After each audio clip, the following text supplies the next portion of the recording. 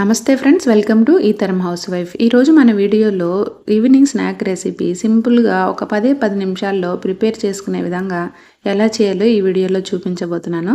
1 cup బియ్యపు పిండితో మంచి స్నాక్ రెసిపీ అన్నమాట. చాలా టేస్టీగా ఉంటుంది. పిల్లలు ఇంటికి వచ్చే టైంకి మీరు ఇలా చేసి పెట్టారంటే తృప్తిగా తినేస్తారు. అంత బాగుందన్నమాట టేస్ట్. మరి ఎలా చేయాలో వీడియోలోకి వెళ్ళిపోదాం. దీనికోసం ఒక మిక్సింగ్ బౌల్ తీసుకొని 2 ఉల్లిపాయలను అయితే సన్నగా నిలువుగా కట్ చేసుకున్నాను. అందులోనే ఒక పచ్చిమిర్చిని సన్నగా తరిగి వేసుకోవాలి. కాస్త జీలకర్ర, ఒక 1/2 టీ స్పూన్ వరకు అల్లం వెల్లుల్లి పేస్ట్, ఒక 1/2 teaspoon garam masala powder, కొంచెం ఆయిల్ వేసుకోవాలన్నమాట. ఇందులో బియ్యపిండి ఇంత క్వాంటిటీ అని ఏం లేదండి. మనకు కొంచెంగా బియ్యపిండి వేసుకుంటూ కలుపుకోవాలి. ఇప్పుడు రుచికి సరిపడా ఉప్పు కూడా వేసుకొని కలపాలన్నమాట. ఆనియన్స్కి తగ్గట్టుగా బియ్యపిండి మనకు పడుతుంది. ఇందులో ఇలా మనం చూసుకుంటూ కొంచెం బియ్యపిండి వేసుకుంటూ కలుపుకోవాలన్నమాట.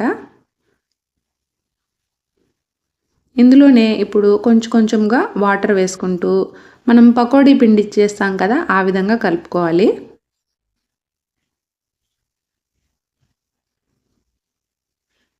దీంట్లోనే మనం బైండింగ్ కోసం ఒక 2 టీ స్పూన్ల గోధుమ పిండి కూడా వేస్తున్నాను అనమాట. మీరు కావాలంటే మైదా కూడా వేసుకోవచ్చు. ఒక్క చిటికెడు వంట సోడా వేసుకోవాలండి.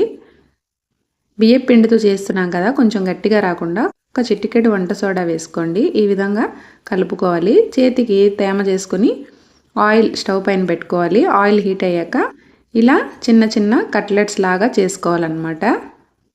వీడియోలో చూపించిన విధంగా ఆయిల్ హీట్ అయిన తర్వాత వీటిల్ని ఒక్కొక్కటిగా వేసుకుని మీడియం ఫ్లేమ్లో ఫ్రై చేసుకోవడమే. చాలా టేస్టీగా ఉన్నాయండి. ఈవినింగ్ అయితే అసలు 10 నిమిషాల్లో రెడీ చేసుకొని తినేయచ్చు అనమాట. ఎప్పుడన్నా ఆకలేసినప్పుడు. ఎక్కువ టైం కూడా పట్టదు ఆనియన్స్తో కాబట్టి. ఇలా మంచి కలర్ వచ్చే వరకు ఫ్రై చేసుకోవడమే. దీన్ని మీరు ఇలా కట్లెట్లా కాకుండా నార్మల్ పకోడీలాగా కూడా వేసుకోవచ్చు. కాకపోతే బియ్యపు పిండితో చేశాను. చాలా టేస్టీగా ఉంది. తప్పకుండా ట్రై చేయండి. ఎలా వచ్చిందో కామెంట్ సెక్షన్లో చెప్పండి. కొత్తగా చూసేవారు మన ఛానల్ని సబ్స్క్రైబ్ చేసుకొని పక్కనే ఉన్న బెల్ ఐకాన్ని యాక్టివేట్ చేసుకోండి. Thanks for watching.